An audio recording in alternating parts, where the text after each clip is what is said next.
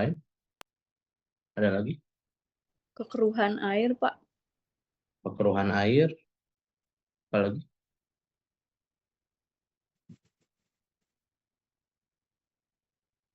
Ketika kita bicara bangunan pengolahan air minum atau BPAM atau IPA, instalasi pengolahan air. Ketika terjadi bencana-bencana ini, kira-kira apa yang berpengaruh? Tadi udah ada beberapa sudah disebutkan. Ada yang bicara kualitasnya, terputus layanan, pencemaran, apalagi.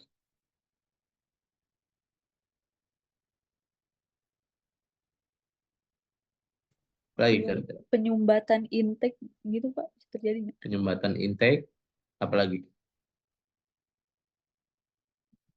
Ada hal yang paling krusial. Apa kira-kira? Penentuan titik IPA-nya, Pak, bangunan IPA-nya. Penentuan titik bangunan IPA itu corrective action-nya ya. Ini ketika apa ini terjadi, apa yang menjadi dampak paling krusial? Terhentinya, Pak, terhentinya pemasok air bersih. Ya tadi pasokan air bersih terhenti, apalagi apa yang paling krusial? Infrastruktur dari PB PAL itu sendiri rusak, Pak. Yes, infrastrukturnya itu kan rusak. Selain infrastruktur rusak, tadi kan kita bicara mengenai sumber ya. Sumbernya bisa juga, saya pernah sampaikan kalau nggak salah waktu materi air pump, saya tampilkan foto intake yang bergeser, ingat nggak? Iya, ada, Pak. Nah itu kan salah satu dampak ya ketika terjadi bencana alam, mau itu banjir bandang, tanah longsor, gempa bumi, gunung berapi dan lain-lain. Yang pertama rusak itu pertama sumber airnya, baik itu dari sisi kualitas maupun kontinuitas maupun kuantitasnya, juga infrastruktur. Mau dari intake, pipa transmisi, sampai ke IPA, sampai ke distribusi. Ketika kita bicara pengolahan air ya kita bicaranya IPA, tetapi kan IPA itu prosesnya dari mulai air baku masuk ke intake, dari intake pipa transmisi sampai ke IPA. Nah, ketika ini terjadi kerusakan, terjadi bencana dan rusak segala macam, maka yang akan terjadi berikutnya adalah terputusnya layanan air bersih atau layanan air minum. Nah, ketika terjadi terputusnya layanan, maka otomatis daerah tersebut menjadi daerah yang tidak terlayani.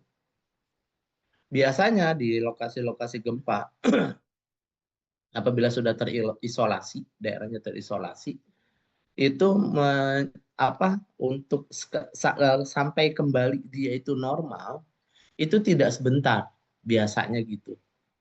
You name it, bencana apa di Indonesia memakan waktu lama selain tsunami ya, selain tsunami tahun 2004. Apa yang menurut kalian yang akhirnya ini gede banget nih sampai infrastruktur rusak parah? Apa? Bencana apa? Gempa bumi bukan, Pak? Lumpur Lapindo, Pak. Oke, lumpur lapindo. Apalagi? Yang paling dekat-dekat apa? Banjir yang kemarin, Pak. Longsor yang di Sumatera Utara itu, Pak. Banjir Sumatera. Iya. Bencana Sumatera. Itu salah satu, menurut saya salah satu yang cukup besar ya, karena terjadinya nggak cuma di 1-2 daerah, terjadi di Sumbar ada, di Sumatera Utara ada, di Aceh ada. Ini yang cukup besar. Nah, ketika itu terjadi, sumber air baku itu hilang. Contoh misal ada yang menggunakan mata air ketika terjadi gempa itu bisa hilang, atau ketika terjadi gunung meletus, gunung berapi meletus itu hilang biasanya, rusak. rusak ketutup biasanya karena artesis, dia itu mata air bertekanan, maka dia akan mencari celah baru, biasanya begitu. Maka kita perlu lagi nanti mencari titik mata airnya baru. Nah, tetapi dampak-dampak inilah yang menjadi dasar kenapa kita harus merencanakan suatu bangunan pengolahan air minum pada saat bencana. Oke. Pengadaan air bersih saat bencana. Tujuannya adalah bagaimana memenuhi kebutuhan sehari-hari, masak dan hygiene, dan mencegah kemungkinan timbulnya epidemi penyakit menular yang terkait dengan air. Sederhananya begitu. Jadi ini yang sorry. Kak, tolong ambilin air biasa aja. Full. Oke, kembali lagi. Jadi ini yang sebenarnya kami lakukan dulu pada saat pasca tsunami tahun 2005 awal ya, karena tsunami itu kan terjadi di 2004 akhir ya, 26 Desember 2024. Kemudian pertengahan Januari itu kami ke sana. Dan ini yang memang menjadi PR kami, baik itu engineer maupun para relawan di sana, adalah bagaimana pengadaan air bersih saat bencana ini untuk memenuhi kebutuhan sehari-hari, memasak dan hygiene. Karena apa? Karena pada saat bencana itu biasanya suka timbul epidemi penyakit menular yang terkait dengan air. Nah, ketika kita bicara air bersih dan hygiene tidak mungkin dapat dipenuhi tanpa air bersih yang cukup dan aman. Hygiene perseorangan itu biasanya untuk mandi dan cuci, hygiene domestik itu untuk kebersihan tempat pemukiman, perabot rumah tangga, alat-alat dapur, tempat penampungan air, dan lain-lain. Pemeliharaan hygiene ini penting karena banyak penyakit yang timbul karena hygiene yang buruk dalam keadaan darurat bencana. You name it. Apa penyakit yang mungkin timbul akibat hygiene yang buruk? Diare, Pak. Diare. Ada lagi? Gatal-gatal, Pak. Ya, penyakit kulit. Iya, penyakit kulit. Penyakit kulit, gatal-gatal, diare. Ini biasanya karena memang hygiene yang buruk atau memang tidak ada. Jadi saya cerita sedikit di daerah Calang pada tahun 2005, waktu itu kami ke sana, itu membuat shelter pengungsian pertama yang ada di sana. 3.000 orang di sana hilang, tidak ada sama sekali. Kemudian kami mengumpulkan orang-orang yang terserak dari mana-mana, kita bawa, kita kumpulkan dalam satu shelter. Terus kemudian hal pertama yang menjadi PR kami adalah kami membuat shelter itu posisinya tidak ada infrastruktur yang tersisa lah, khususnya untuk air bersih. Nggak ada sama sekali. Jadi posisinya kami itu di mungkin sekitar 100 meter, 100 sampai 150 meter dari pantai. Kalau Calang, Aceh Jaya itu masuknya ke pantai barat ya. Jadi kita 150 meter kurang lebih jarak dari pengungsi, shelter pengungsi ke bibir pantai. Yang tentu saja tanpa pengolahan advance seperti RO, kita nggak mungkin bisa menggunakan air laut. Otomatis kita harus ngambil atau mencari sumber air yang ada di atas. Oke, jadi sebulan lah ya, kurang lebih sebulan lebih baru kami bisa mendapatkan titik mata air.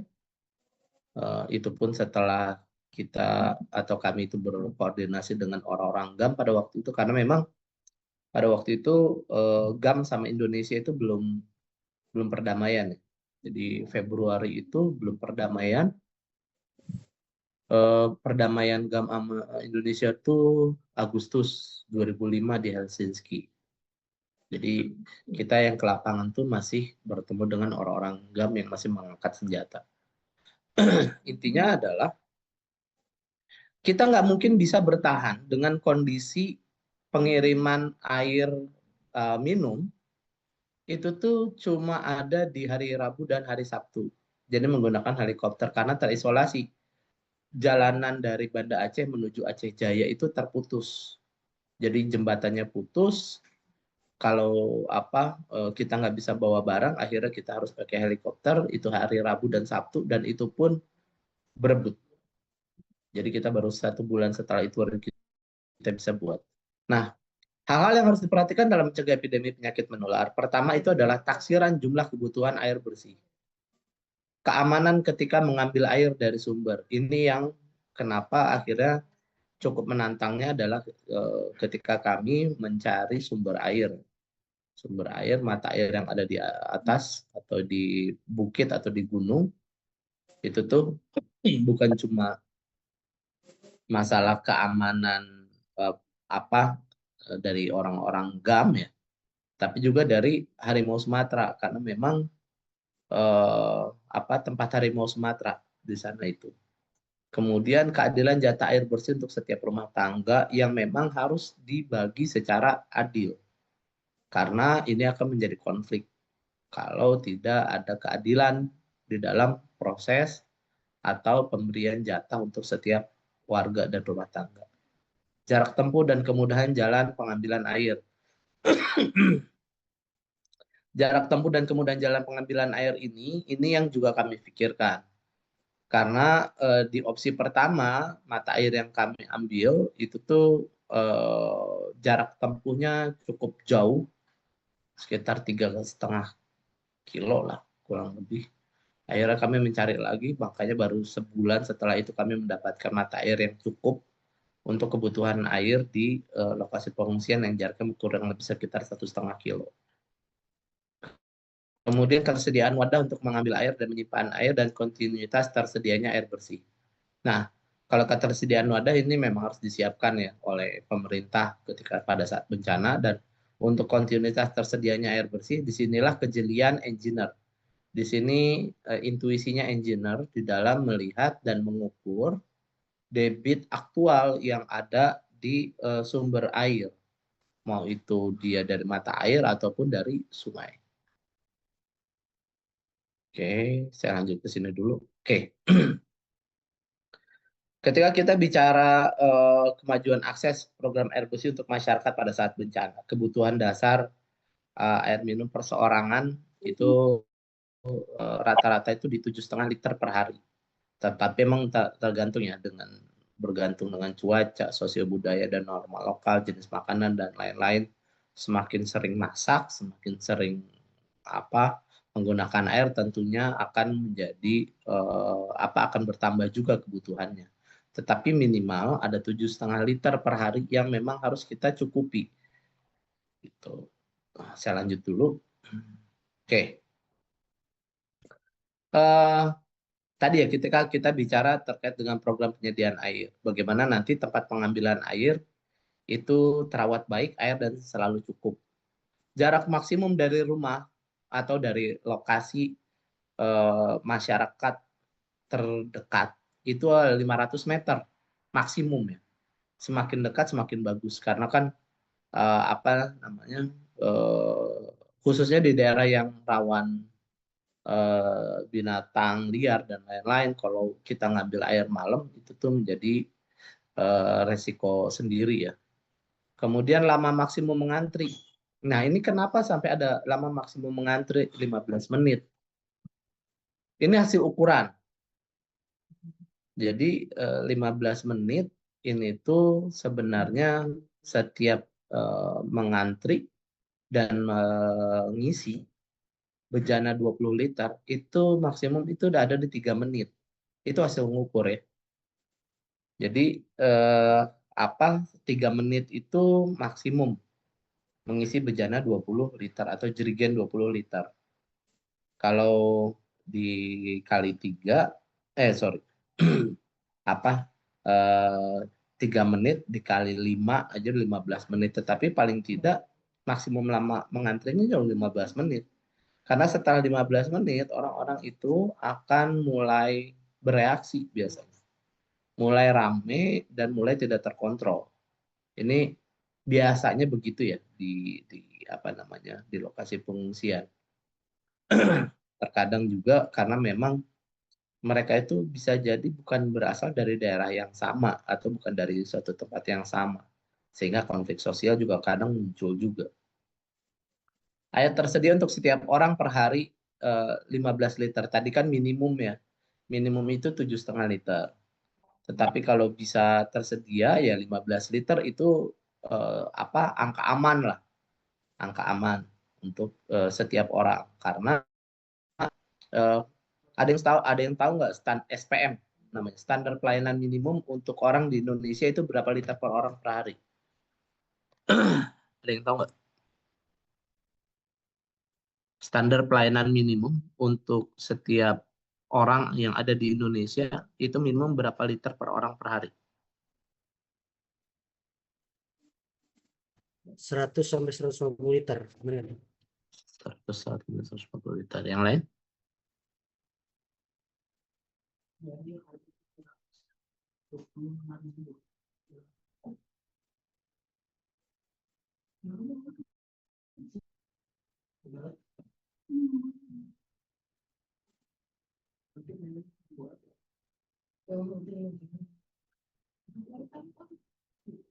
Yang lain? Kira-kira berapa liter per orang per hari? Standar pelayanan minimum yang ada di Permen PUPR untuk setiap orang yang ada di Indonesia.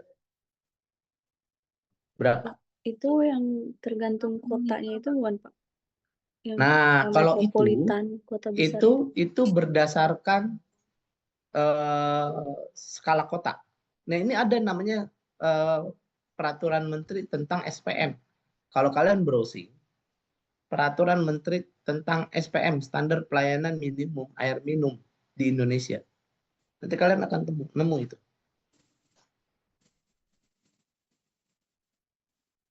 Ada nggak yang tahu berapa? Atau sudah browsing? Berapa? 60 liter.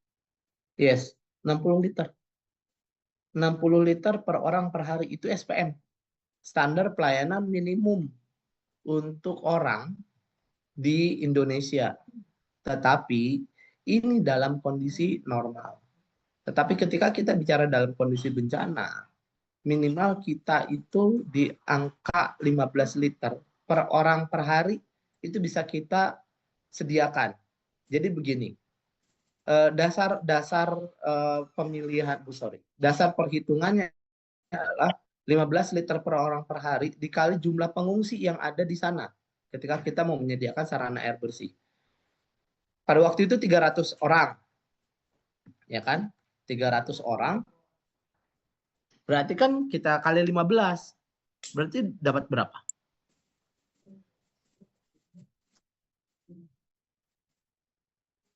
Berarti dapat berapa? 4.500 liter per orang per hari. Ya kan? Kalau kita jadiin liter per detik, dapatnya berapa? Coba hitung. Berapa dapatnya? Ada 300 orang. 300 orang dengan standar minimum di bencana kita pakai 15 saja. Berarti 4.500 liter per hari. Oke. Sekarang kita kalau itu kita jadiin liter per detik jadi berapa?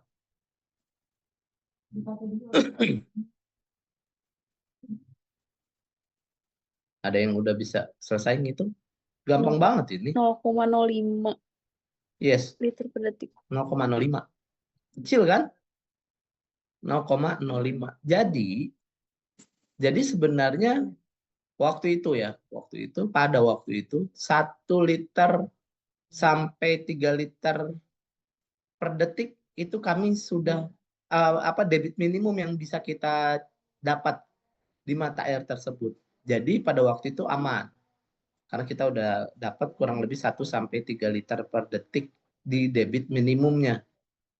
Pada saat pengukuran sih ada di angka 6 liter.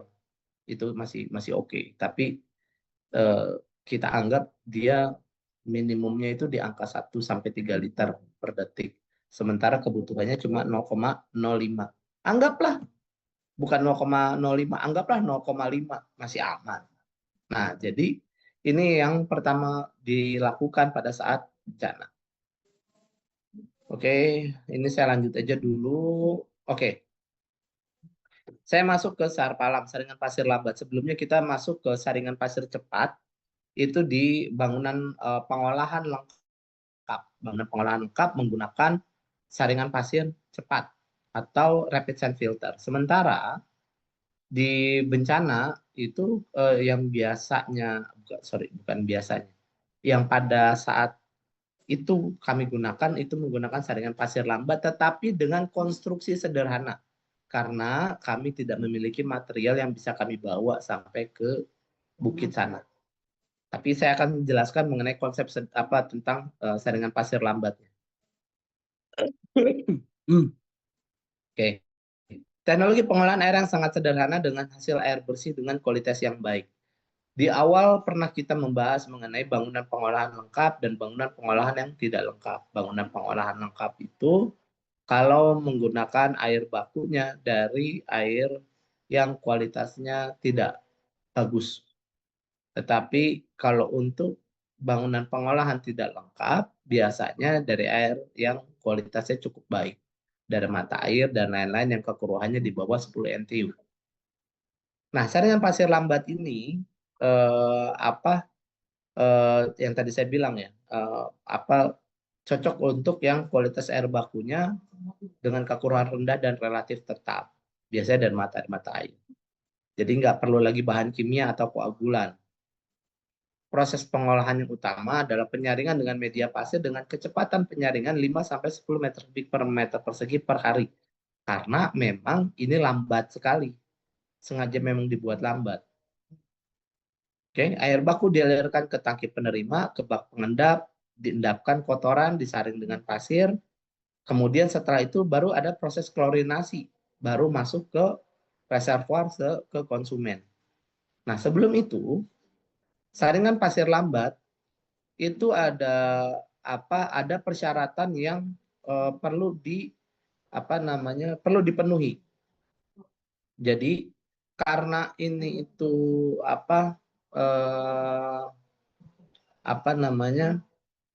dia tidak menggunakan bahan kimia dan dia itu cenderung menggunakan gaya gravitasi. Kita perlu ada dimensi yang cukup besar sehingga waktu detensi yang lama itu mengakibatkan terjadinya lapisan biofilm. Lapisan biofilmnya namanya, bentar saya tulis. Semoga nggak salah ininya ya. Spellingnya.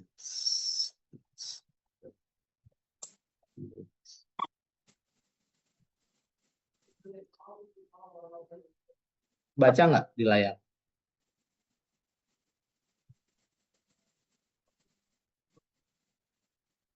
Saya nulis di layar, baca nggak? Baca, Pak.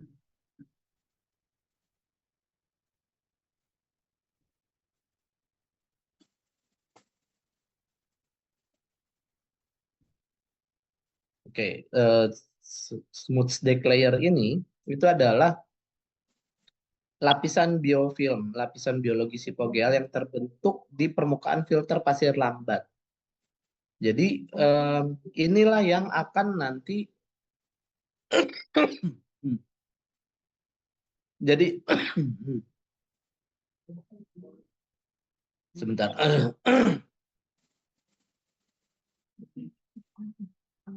Inilah yang akan nanti menurunkan parameter-parameter seperti Fe, Mn yang masih cukup berlebih di dalam air. Terus kemudian dia nanti akan membentuk lapisan biofilm yang nantinya si lapisan itulah yang bekerja untuk mereduksi parameter-parameter yang tidak diinginkan di dalam air olahan. Oke. Lanjut. Nah, ini yang tadi saya bilang, lapisan film biologis. Nah, lapisan ini di samping proses penyaringan secara fisika dapat juga menghilangkan kotoran secara biokimia. Nah, ini yang tadi saya bilang, ada biasanya amonia, zat besi, Fe, Mn, dan zat-zat yang menimbulkan bau dapat dihilangkan dengan cara ini. Saringan pasir lambat konvensional terdiri atas unit proses, bangunan penyadap, bak penampung, saringan pasir lambat, dan bak penampung air bersih. Air baku atau air sungai atau air danau yang tingkat kekurangannya tidak terlalu tinggi bisa menggunakan ini. Tetapi biasanya kalau air yang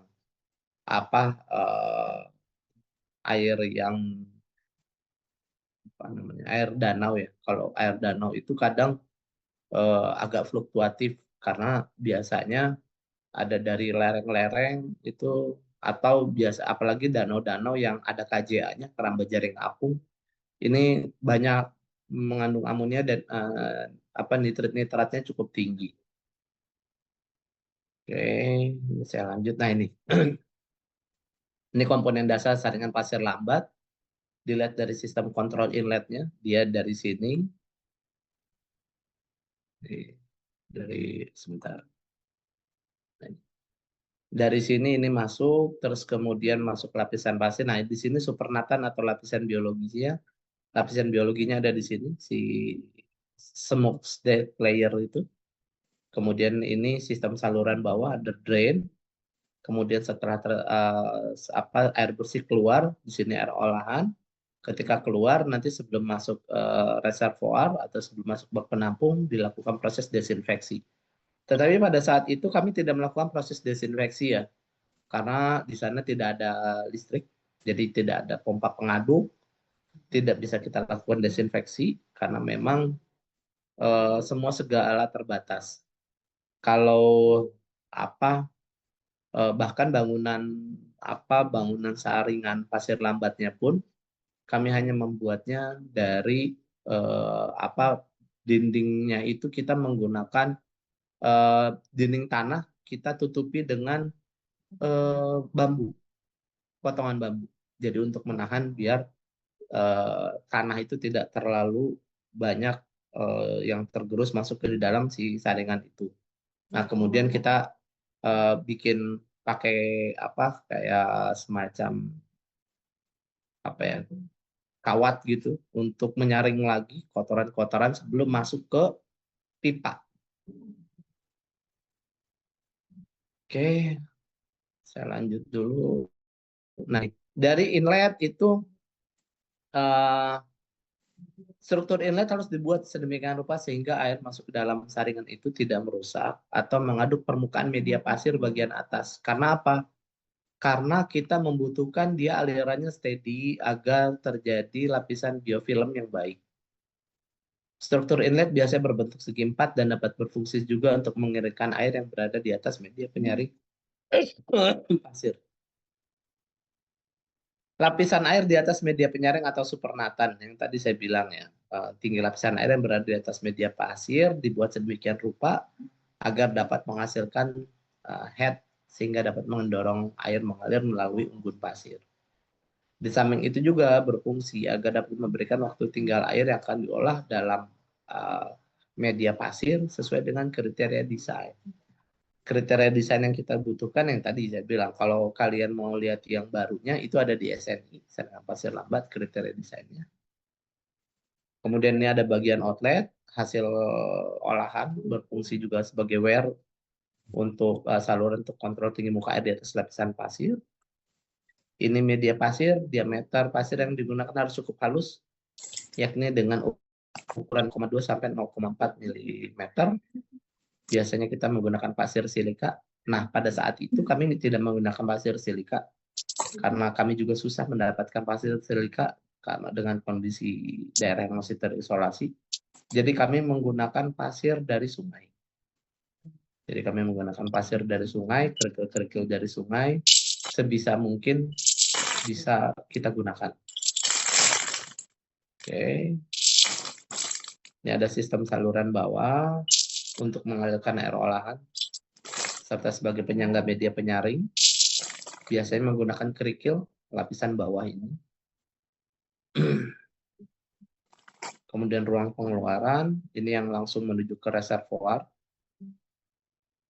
Nah, saringan pasir lambat ini keunggulannya tidak memerlukan bahan kimia, sehingga operasinya sangat murah. Tetapi trikinya adalah ini tuh harus didesain menggunakan gravitasi yang baik. Jadi kalau nggak dengan gravitasi yang baik, tidak memiliki sisa head yang cukup, biasanya kurang maksimal. Sarpalam ini sebentar. Boleh tutup pintu dong? Kayaknya ada yang itu bau. Bau asap dari luar. Keunggulan sarpalam ini bisa menghilangkan atau menurunkan kadar zat besi, mangan, dan warna, serta kekeruhan. Ya, dengan kekeruhan yang kecil ya, bawah 10 NTU. Dapat menghilangkan amonia dengan polutan organik, juga karena memang ada proses penyaringan secara fisika dan biokimia. Sangat cocok untuk daerah pedesaan dan proses pengolahan sangat sederhana. Ya ini lagi-lagi saya bilang. Teknologi ini teknologi yang kami lakukan dulu dengan segala keterbatasan material dan lain-lain, sehingga kita hanya bisa membangun ini. Dan juga kita tidak bisa melakukan proses desinfeksi karena tidak ada listrik untuk pompa. Kemudian harus dijaga betul gravitasinya. Kelemahannya memang masalah di kualitas ya. Kalau kualitas itu fluktuatif, ini menjadi bahaya. Maka memang ketika salah satu syarat dalam sarpalam ini atau SPL ini, khususnya dari mata air ya. Mata air ini harus dibangun namanya sistem bak pengaman mata air. BPMA atau disebutnya brown capturing. Tulisannya seperti ini.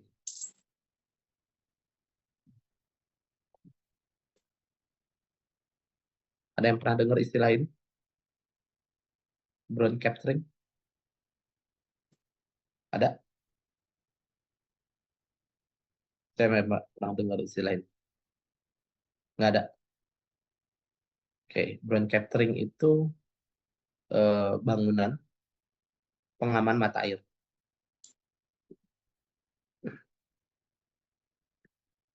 Oke, kita lanjut. Kecepatan penyaringan memang rendah, sehingga memerlukan ruangan yang cukup luas. Ini yang tadi saya bilang. Kenapa ruangannya harus cukup luas? Karena memang kita membutuhkan dia itu alirannya lambat, sehingga akan terbentuklah si lapisan biofilm.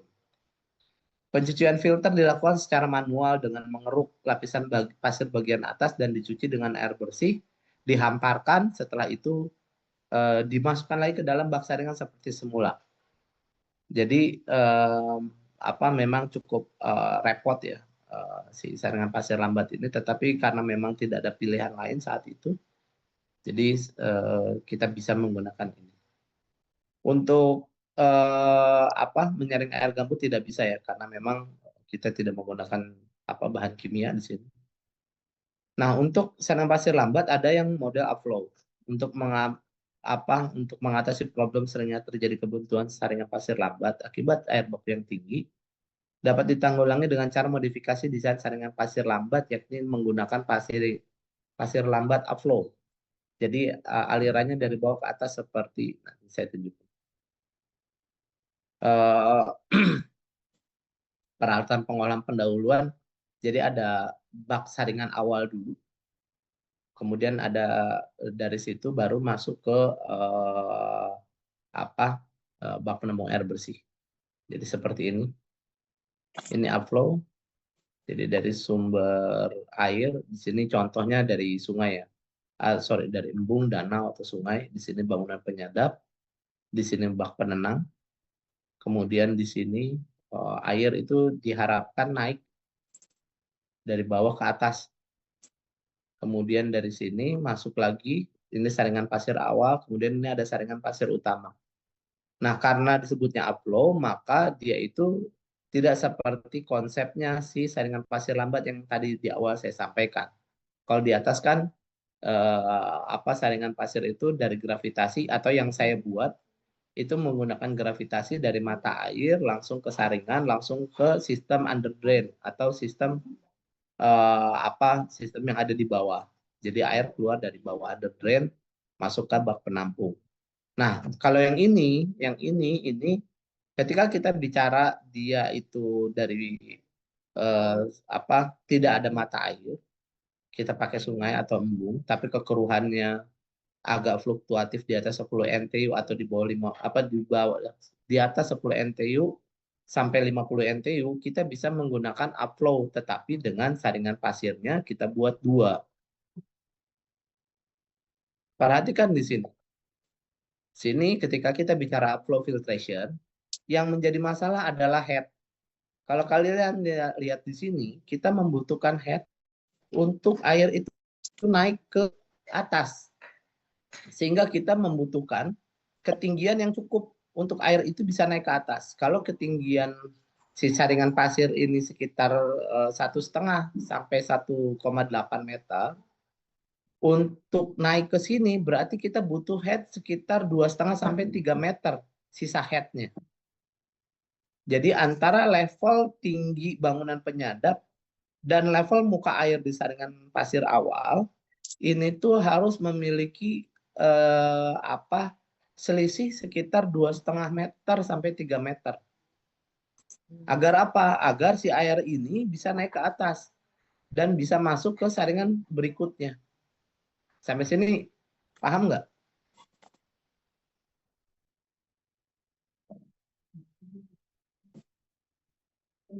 Ada yang mau tanya dulu nggak? Pak, maaf boleh diulang? Oke. Upflow ini menjadi salah satu solusi ketika kita nggak punya mata air. Yang ada itu sungai, embung, tetapi kekeruhannya itu di antara 10 sampai 50 NTU. Nah, untuk bisa mengatasi fluktuasi di antara range 10 sampai 50 NTU itu kita bisa menggunakan upflow filtration. Dia membutuhkan 2 kali penyaringan pasir lewat dari bawah ke atas sistemnya. Karena dari bawah ke atas, maka kita memerlukan sisa tekan atau residual head. Residual head yang kita punya itu harus di atas 1,5 meter. Ini anggaplah 1,8. Residual head yang keluar dari sini itu harus di atas 1,5 meter agar air itu bisa turun lagi ke bawah untuk naik lagi ke atas. Oke, jadi elevasi di awal yang ada di sini sama di sini itu minimum kita harus bisa 1,8, anggaplah ketinggian filternya paling tinggi 1,8 tambah 1,5. Berarti kan kurang lebih sekitar ada 3,3, anggaplah 3,5 sisa atau residual head atau sisa tekan yang ada di awal sampai di sini. Atau kita bisa ngitung perbedaan elevasinya di sini anggap misal ya. Di sini 6, di sini 2, 6 dikurang 2 4. 4 itu residual head itu masih bisa naik ke sini. Masih aman.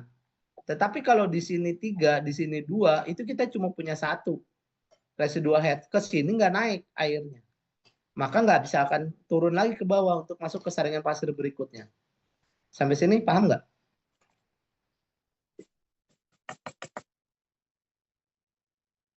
Paham?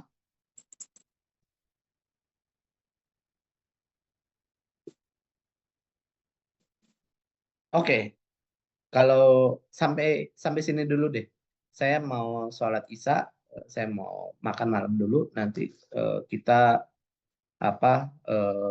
masuk lagi jam 8 ya. Oke, silakan yang minta ya. Kalian menghitung desinfeksi itu udah saya sampaikan belum waktu minggu lalu? Tugas besar kalian ngitung desinfeksi juga.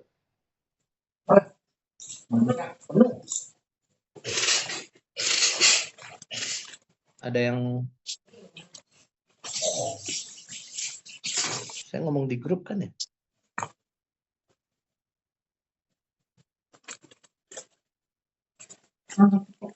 Oh ya, Kerjakan hitungan desinfeksi dan reservoir sesuai dengan SNI terbaru. Sudah dikerjakan? Halo?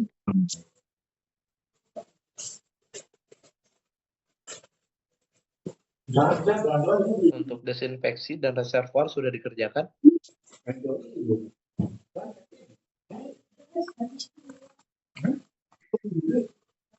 Ini masih ada orangnya nggak ya? Halo? Masih, Pak. Ada, Pak. Oke. Sudah dikerjakan belum? Belum. Belum, Pak. Belum. Oke, saya akan jelaskan sedikit. Kalau untuk desinfeksi sih kalian ngelihat di sini aja nih. Di sini udah ada hitungan terkait desinfeksi.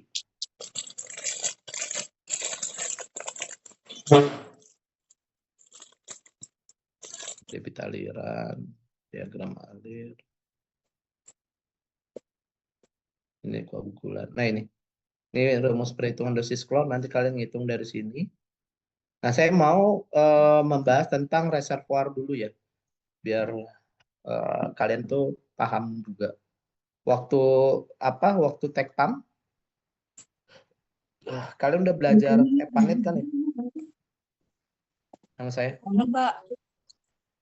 Oke, waktu di EPANET itu ada namanya membuat pattern atau pola pengaliran. Nah, seperti ini. Jadi metode perhitungan volume efektif reservoir itu ada 3. Ada yang menggunakan metode kurva, ada yang menggunakan metode tabulasi, dan ada yang menggunakan secara persentase. Kalau metode kurva ini biasanya mengikuti dari pola pengaliran yang ada di pumping regime atau di pola pengaturan pompa yang ada di distribusi kepada pelanggan. Lihatnya dari mana? Lihatnya dari simulasi hidrolisnya, dari EPANET-nya, dari water games-nya, itu nanti kelihatan seperti ini polanya. Sorry.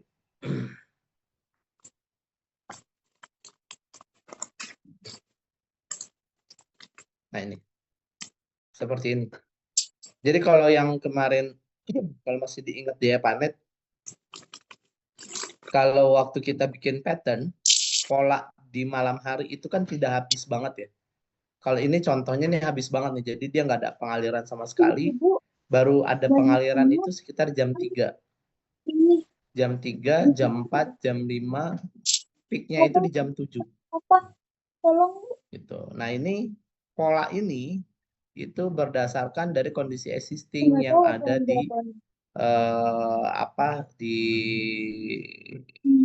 hidrolis modeling ya.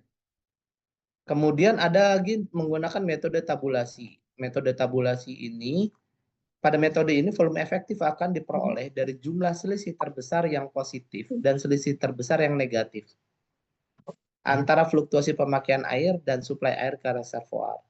Hasil perhitungan nilai kumulatif akan dibuat dalam tabel seperti ini. Kemudian perhitungan reservoir akan dilakukan secara matematis dengan menyatakan secara grafis dalam bentuk angka. Ini nanti akan saya contohkan perhitungan realnya. Kemudian ada secara persentase. Secara persentase ini volume efektif akan diperoleh sebesar sekian persen dari kebutuhan air maksimum per hari minimal 15%. Jadi ditambahin 15%. Jadi memang sebenarnya tanpa ditambahin 15% pun volume efektif ini kan dari key peak day. Kalau key peak hour itu kan buat distribusi, key peak day itu kan buat transmisi sama IPA ya. Nah ini key peak day itu digunakan juga untuk reservoir. Jadi dikali 1,5. Jadi kalau misalnya kita punya debit dikali 1,5 itu untuk mendapatkan faktor maksimum harian. Penentuan dengan cara ini tergantung dari kondisi wilayah perencanaan ya. Karena memang bisa berdasarkan pengalaman juga. Biasanya memang kita menggunakan pendekatan empiris berdasarkan fluktuasi perubahan yang diamati di lapangan. Biasanya ini kebutuhan reservoir 15% sampai 30% dari kebutuhan satu hari. Berarti atau dia setara 3,6 jam tanya sampai ayah deh. 7,2 jam dari Dia udah pemakaian bilang air sama rata-rata. Kulkas dulu. Jadi Nanti hari memang Sabtu di antara tergantung dari lapangan. kondisi ininya ya, tergantung dari kondisi daerahnya. Kan Ini tadi saya akan pagi contohkan belum. realnya, perhitungan. Iya. Oke, terlihat nggak di layar?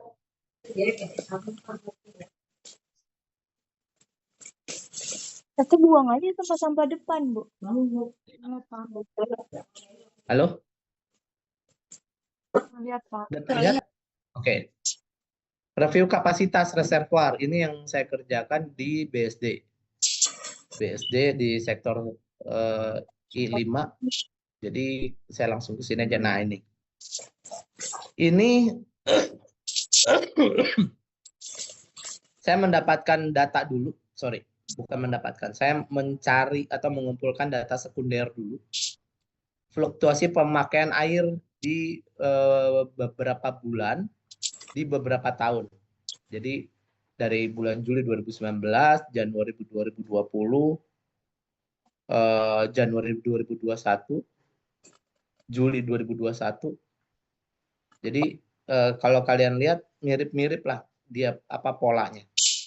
Tapi dia nggak habis banget ya di sini. Nah, di sini kalau kalian lihat reservoir ini kan memang referensinya dari SNI ya, 7509/2011 sama Permen 27/2016. Kita mau menggunakan pemakaian air bulan Juli 2021. Kenapa pemakaian air bulan Juli 2021? Karena ini paling fluktuatif dan paling dianggap sesuai dengan kondisi yang ada di BSD pada saat kami merencanakan ini. Jadi Juli 2021 inilah yang akan kita ambil. Kalau kalian lihat ini, dari 24, jam 24 sampai jam 5, itu jumlahnya 5 jam, supply air 4,17. 4,17 dapatnya dari mana? Nanti saya jelasin.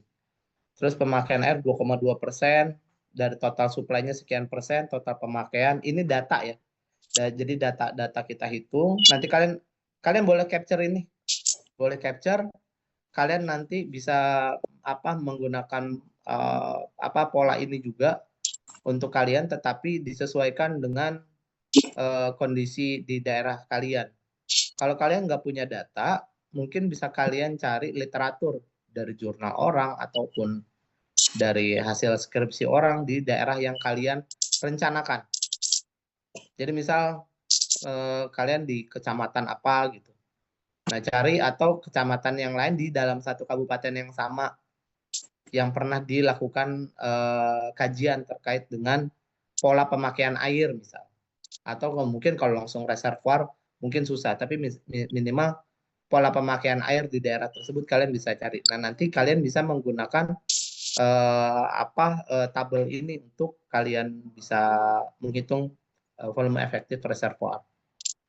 Nah, setelah itu nanti, nah ini, volume reservoir efektif kalian boleh capture atau boleh foto ya.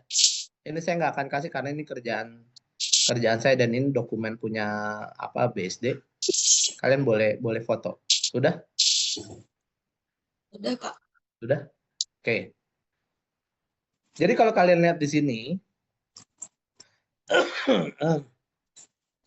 untuk menghitung volume reservoir, maka digunakan nilai rata-rata dari jumlah persentase di atas. Karena perbedaan di antara kedua jumlah tersebut sebenarnya untuk menghitung. Jadi misal yang 13,7 plus 13,62 dapatnya dari mana nih? Dari sini nih. 13, saya ke sini dulu ya. Untuk 4,17 itu dapatnya dari 100% per 24 jam. 100% per 24 jam, maka kita akan mendapatkan suplai rata-rata tiap jamnya itu 4,17%. Maka kita akan tulis di sini. 4,17%. Oke. Terus kemudian sebentar.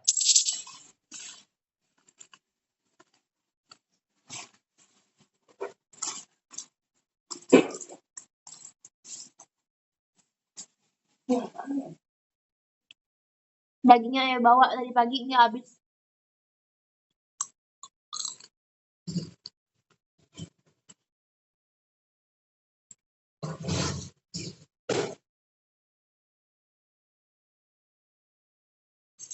Emang doang buat besok. Bukan saya.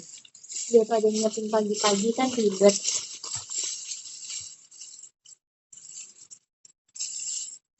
Apa itu? Tunas turi. Ih, terima kasih.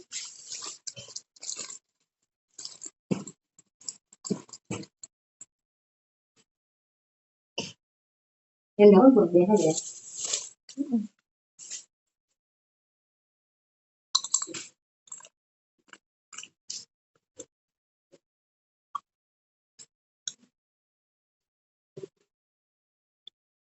Sebentar ya, saya ke depan dulu sebentar ada orang.